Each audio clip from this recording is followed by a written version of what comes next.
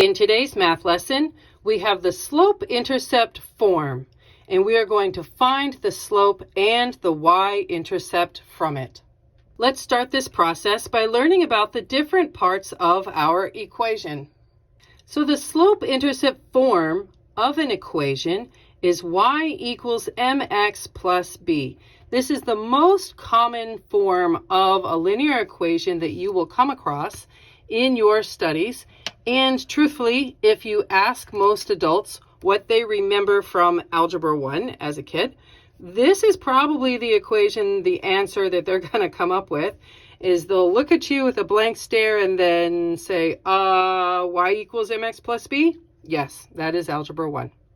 So we have parts, a y, m, x, and b, and truthfully, we are most interested in the m and the b in this particular lesson. M, the coefficient in front of your x variable, is always the slope. Thusly, b, the constant at the end of your equation, is always the y-intercept. Let's go see how to use this information. In example 1, we are asked to find the y-intercept of the following equation where y equals 2/5 x plus 1/3. So we need to find the y-intercept.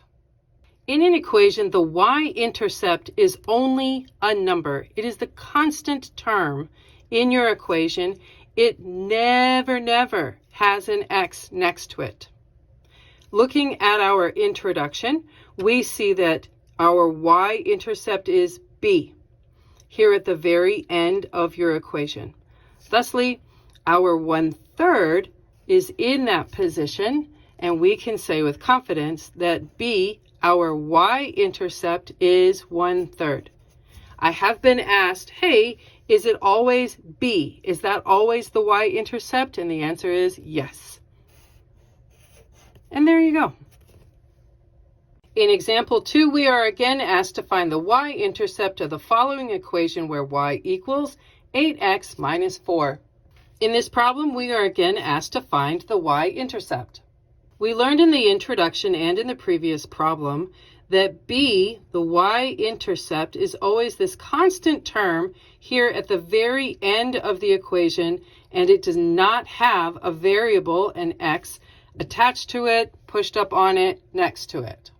The question might become, well, do I need to take the negative with my 4 when I announce what the y-intercept is? The answer is yes.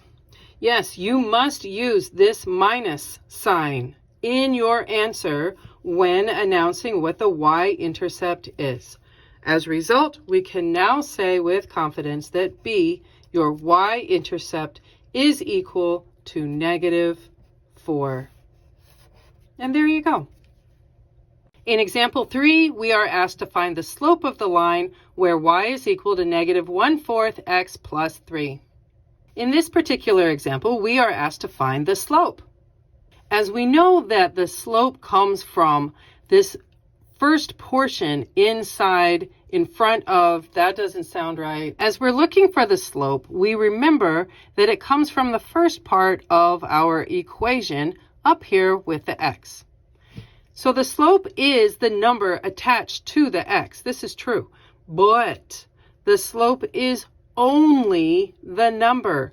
You do not include the x when announcing what the slope is.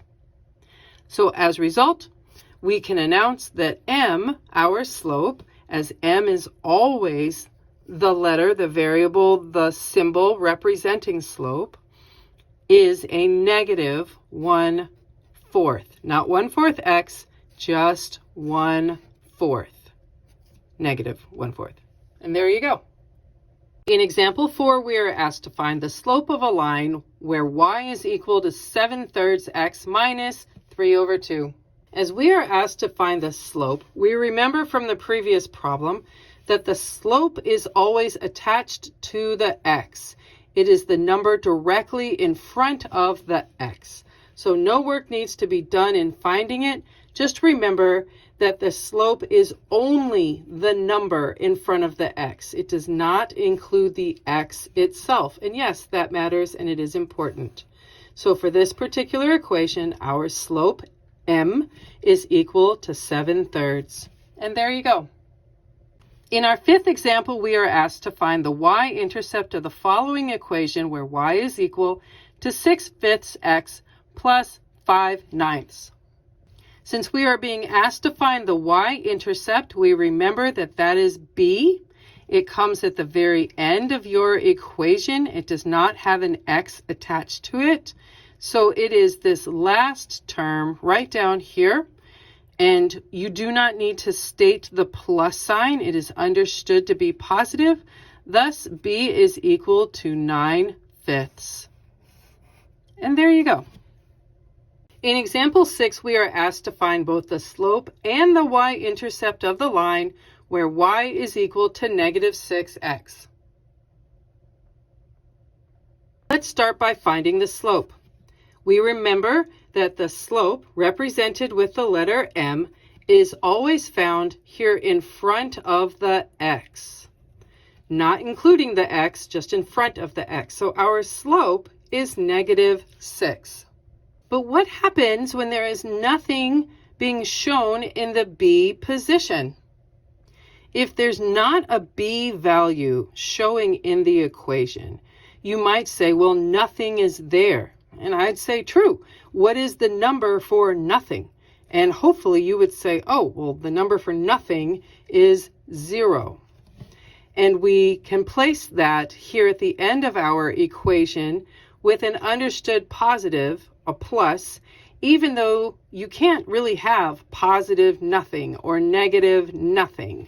So as a result, we see that b is equal to 0 when nothing was given to us at the very beginning of our equation when it was handed to us. So we answer our questions with the slope of the line equaling -6 and our y-intercept equaling 0. And there you go. On our seventh and final example, we are asked to find the slope and y-intercept of the line where y is equal to x minus 12. Let's start this process by looking for the slope. We know that the slope, represented with an m, is shown to us as the number right in front of the x.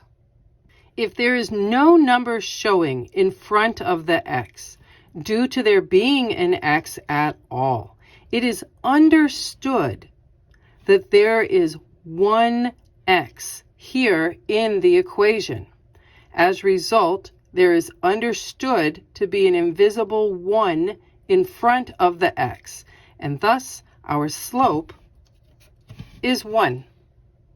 Finally, we need to find the y-intercept, which is always represented with the letter b. Make sure you know that's a b and not a 6. Be careful with your handwriting. And b comes at the very end of our equation. It's the constant. It does not have a variable attached to it, and thus our y-intercept is -12. So for our equation, the slope is equal to 1 and b is equal to -12. And there you go.